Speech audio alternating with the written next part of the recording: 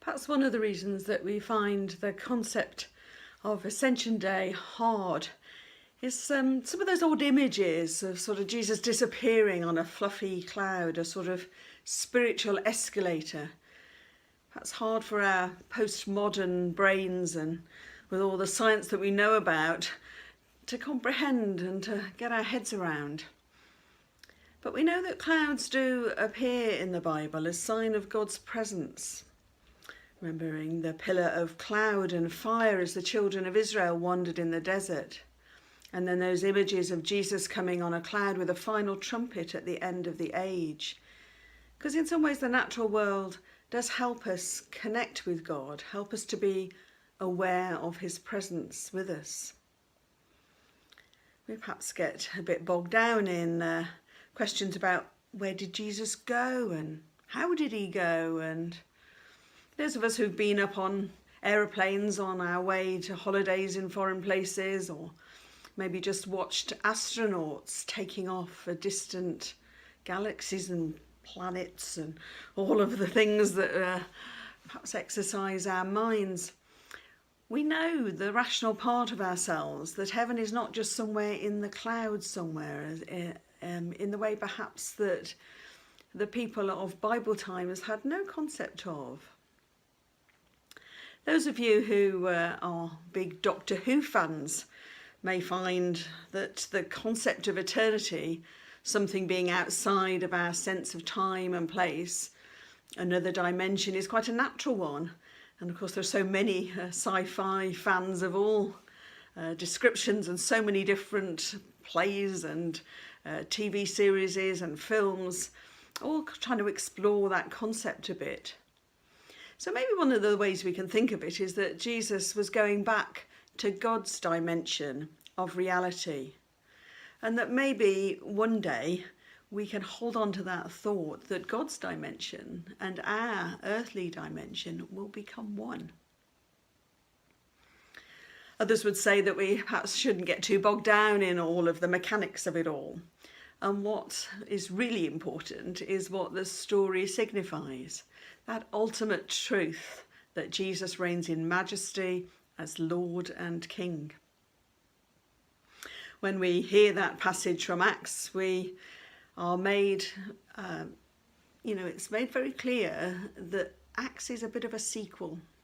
So Luke and Acts could be considered maybe as one book, but with 2 volumes. Luke's Gospel ends with the Ascension, and Acts starts with the Ascension.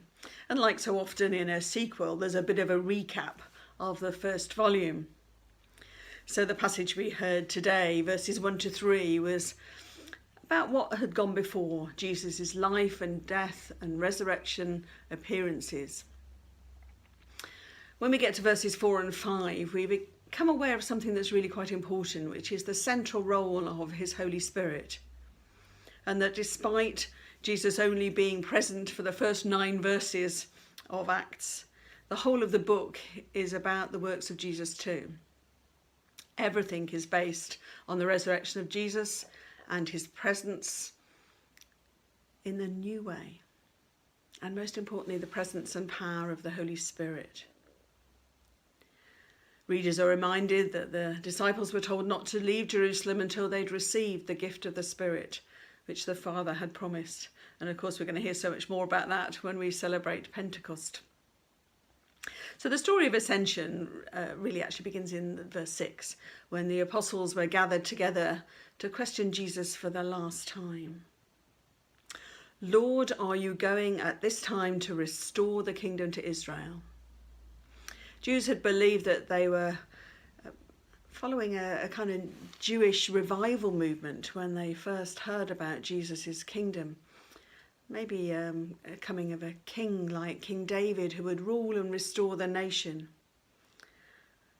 But we know that Jesus brought a very different kind of kingdom. And the apostles were still obviously trying to make sense of it all, which I for one find quite encouraging really. Jesus tells me in verse 7 that it's not for you to know the dates and the times that the Father has set. but you will receive the power you need. You will be my witnesses in Jerusalem and in all Judea and Samaria and to the ends of the earth. That one short verse actually provides a pretty good summary of the whole book of Acts. That there'll be witnesses, they'll be empowered and equipped for the task ahead. And those places are where it all began, until, as we have got today, the gospel spread throughout the world. So after this short exchange, Jesus was taken up before their eyes, and a cloud hid him from their sight. The story ends with the apostles staring intently into the sky, when suddenly two men dressed in white stood before them. Men of Galilee, why do you stand here looking into the sky? Seems a bit of a mad question, really, doesn't it? I think most of us who were standing watching someone unexpectedly disappear would also stand staring with a mixture of wonder and disbelief and much eye-rubbing. The same Jesus, they were told, who has been taken from you into heaven, will come back in the same way that you saw him go into heaven. That's something else to ponder on, isn't it? We know that the Ascension marked the end of the appearances of the risen Jesus. His earthly life and ministry all led towards this final moment when he would return to the Father to live eternally in his presence. We're told that the apostles returned to Jerusalem and joined together constantly in prayer. We can only begin to imagine what they must have been feeling. However you picture it, however you try and understand it, Jesus had gone. The call to his followers was to continue his mission, God's mission on earth. And it still is. I wonder if you've ever sat on a committee where someone significant retires. There's always somebody who then says, well, how on earth are we going to manage? We'll never be able to replace them. Who's going to do all these tasks? But you know, the experience is that mainly we do manage. If Jesus was still here on earth with us, we'd be tempted to leave it all to him, wouldn't we? Because none of us would ever be as good as him. Jesus returned to the Father, and the mission has continued. All part of God's wonderful, risky, but loving plan for his world. It's a plan which depends on you and me and all of us.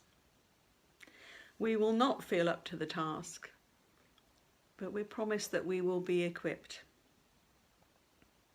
Thinking about the context and what's happening to us in our world at the moment, one of the lessons I feel we've learned since the pandemic has begun is just how dependent we are on each other right across the world.